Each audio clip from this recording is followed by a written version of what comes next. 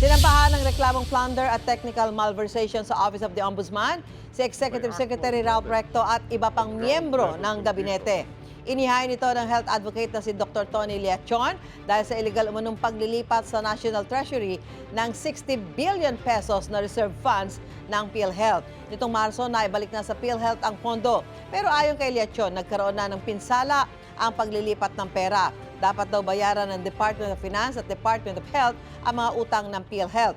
Tinawag naman ni Recto na nuisance at harassment ang reklamo. Anya, dati nang sinabi ng Korte Suprema na wala siyang kriminal na pananagutan kaugnay ng paglilipat ng pondo. Sabi naman ng palasyo, lahat ay may karapatang magsampa ng reklamo pero ang tanong ay kung mananalo ito.